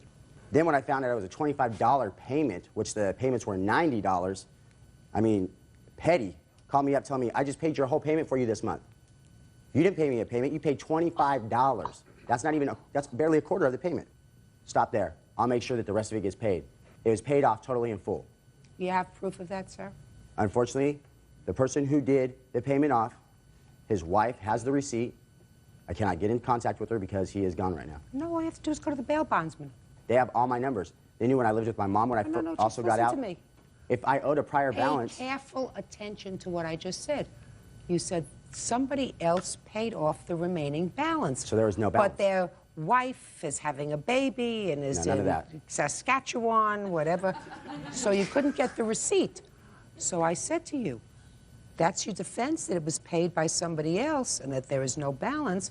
You go to the bail bondsman and you say, I'm going to court next week. Can I please have a statement showing zero balance? They say they don't need to show a statement because it's all gone. Their computer shows no record of Kenneth Ames. I have no balance with them anymore. Mm-hmm.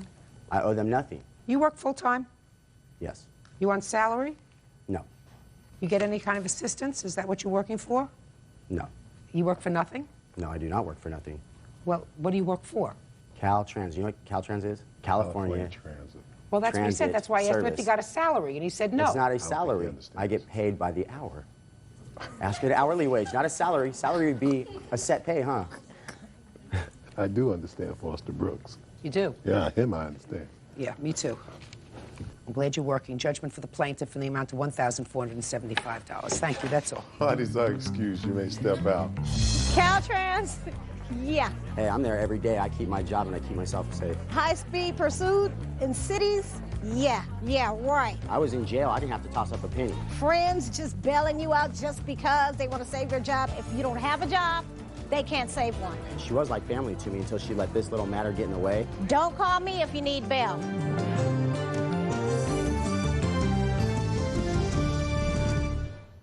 It became abusive, not only verbally, but physically. She feared his violent temper. You would fight with each other. I would fight back, but there's only so much I can do to him. She fled his abusive household. Why did you move out? Because I was afraid. But you won't believe why he's suing her. She moved out a year ago, so what brings you to court now?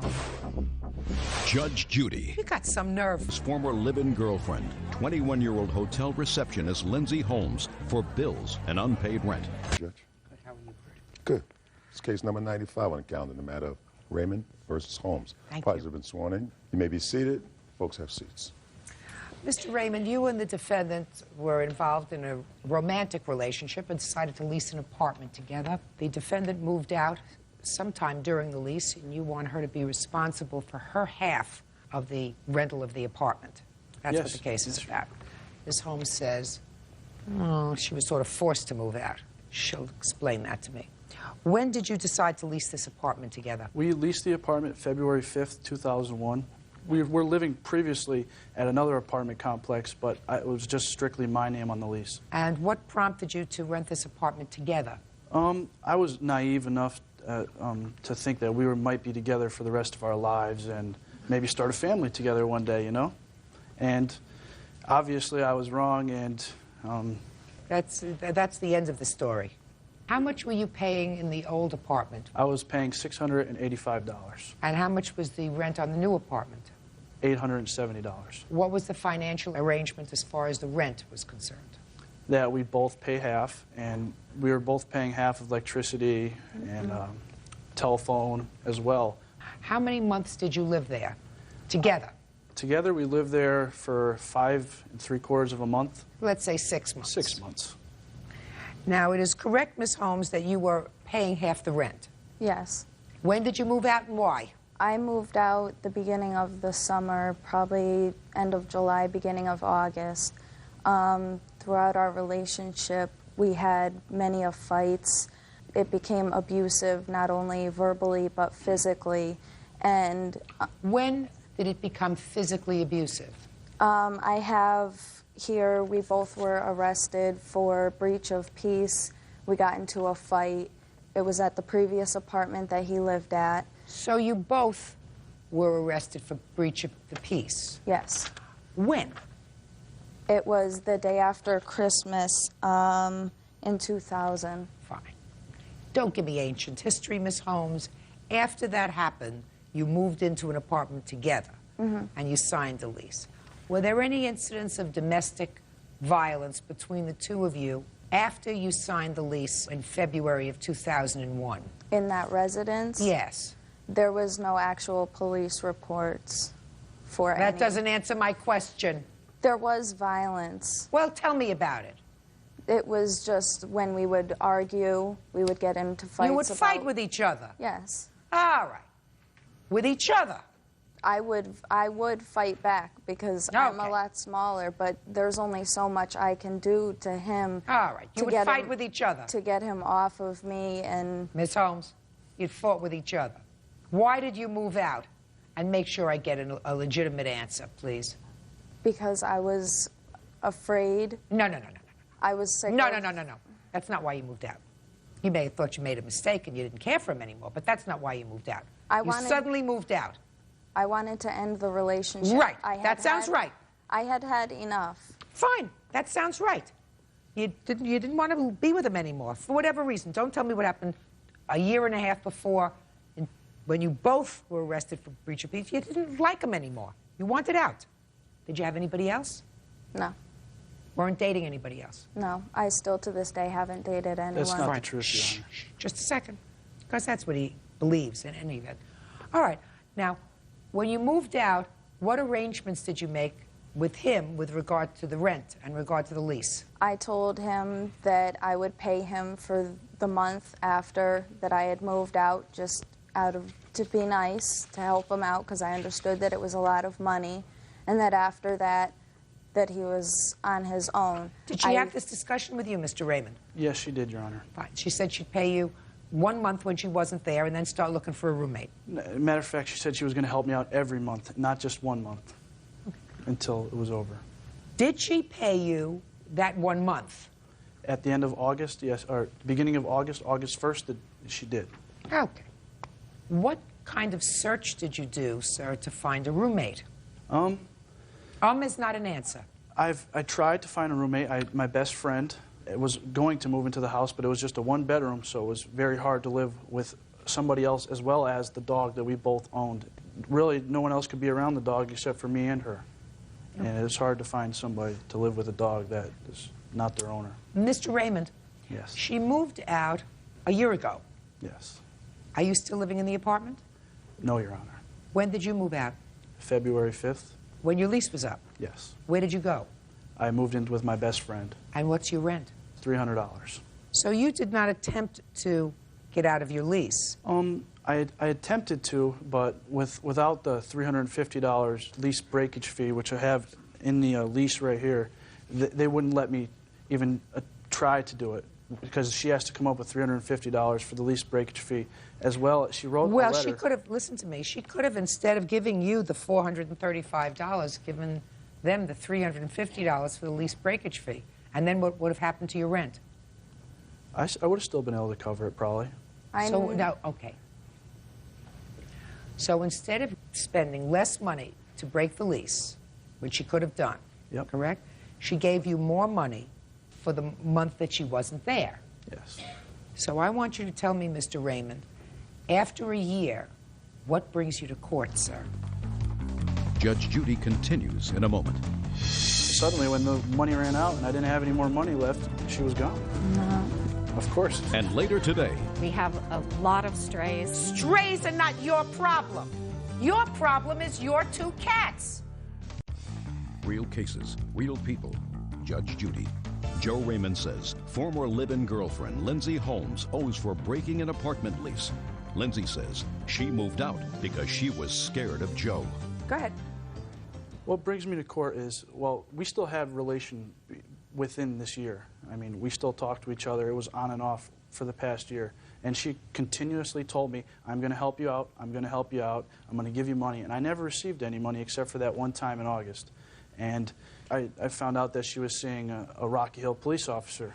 And I was very disturbed of that When fact. did you find that out, sir? I found this out 3 weeks after she moved out in August. That's one of the main reasons we stopped talking at that time. That's still a year ago, so what brings you to court now? To get the money that I feel as if I'm owed, because I owe money to the leasing agent, and Why? they still, because I lost my job in December and I was laid off just doing snow work removal, and I couldn't afford it, so now they're coming after both of us to get the money. When did you stop paying rent, sir? I paid September, October, November, December. December rent was not paid. Let me see. You paid with a bad check in November. But it was... Sir, so it's 2 months rent that you did not pay. Yes, but I had talked to the rental agent and I had explained them my situation, and they worked with me the best they could. I have to find, Mr. Raymond, that there was some reason for her not to break this lease, which she could have done for a lot less money than she gave you for the period of time when she was there. For $350, she could have gotten her name off this lease and not been responsible at all. So I must assume that you wanted to stay in that apartment. Now, the difference is really negligible between what you were paying in your own apartment and this apartment. You were paying that yourself. She was living there as well, but her name wasn't on the lease and she was helping me. Helping you is not paying. You didn't take that apartment with the idea that she was going to be paying half the rent. No. The first apartment. I had right? I had a lawsuit that I was given, and I had a lot of extra money. And then suddenly when the money ran out and I didn't have any more money left, she was gone. Of course. No. It's the way it works. Got to take care of your own expenses, sir. I think that she gave you every opportunity to fill in the apartment with somebody else for the next couple of months. She tried to do the right thing. She could have just as easily gotten herself totally off the hook by spending a lot less money. It was still hard for me to find somebody to live with. And... Get over it. All right. Should have tried harder. Case is dismissed. Parties are excused. You may step out. He's attacked me before. I have a criminal court case pending right now against him. I'm definitely not a dangerous man. And now the next case. All parties in the matter of Tate versus Enrico. Step forward, please. Community advocate Valoria Tate is suing her neighbor, Secretary Laura Enrico, for slander and damage caused by her cats. Miss Tate, it is your claim that the defendant's cats damaged some of your property. The two of you are neighbors and share a common garage and storage area. Is that right? That is correct, Your Honor.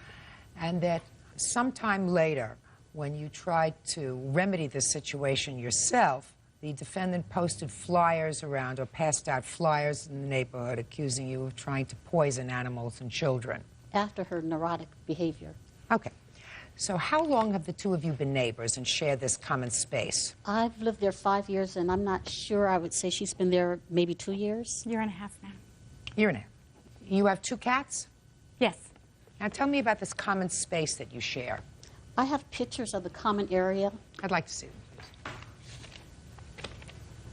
That's supposedly where all of us can use the patio area.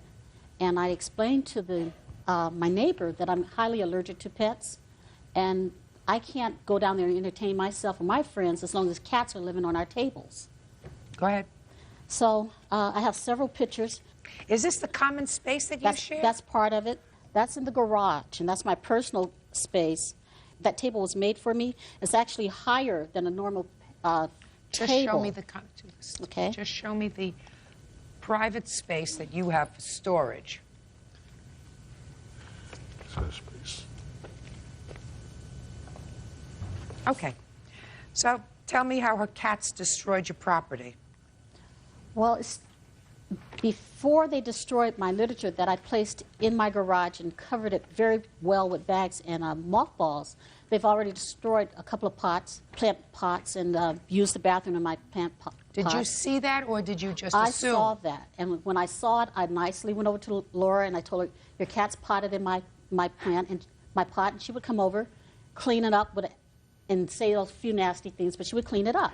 The second time I did that, she was a little more angrier, and she literally went down to the patio, to the common court area, and she turns around like this.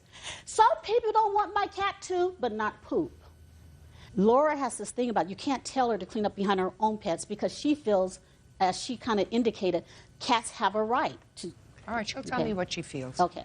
So therefore, I went to the management. They said they have approached her several times. They pointed out in the CNRs, the rules, that we can only have house pets. In fact, I asked my owner before I moved. I said, "I'm highly allergic." Can I see the house rules, please? Yeah. I told him, I said, "I'm highly allergic to pets. Do they have pets?" He says, "No, only house pets." Real cases, real people. Judge Judy. Valoria Tate says condo neighbor Laura Enrico owes for property damage caused by her cats. Valoria also claims Laura distributed a slanderous flyer calling her a pet killer. Well, I've read the rules, and the rules clearly say that no pet is to be in a common area. Dog has to be kept on a leash at all times. Is this a picture of your cat on the table? I can't see it. Would you give that to her, please?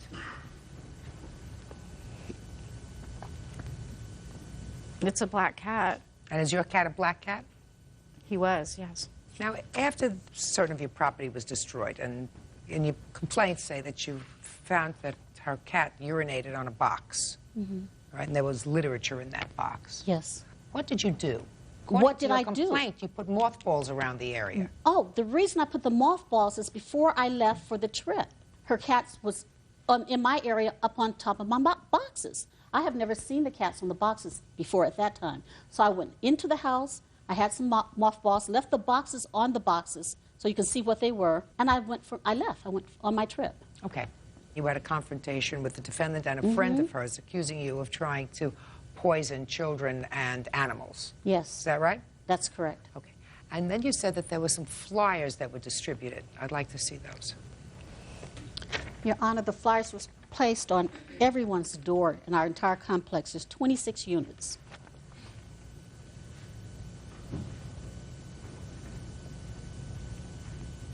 Did you place this around? Yes, I did, ma'am. You got some nerve. You got some nerve. I have concern for the animals and the children in the complex. I want to tell you something. You got some nerve. If you have animals that in any way interfere with your neighbor's peaceful enjoyment of their property, you keep your animals in the house. What right do you have to let your animals outside into common areas, on tables, on chairs? What right do you have to do that? None. And you are so arrogant,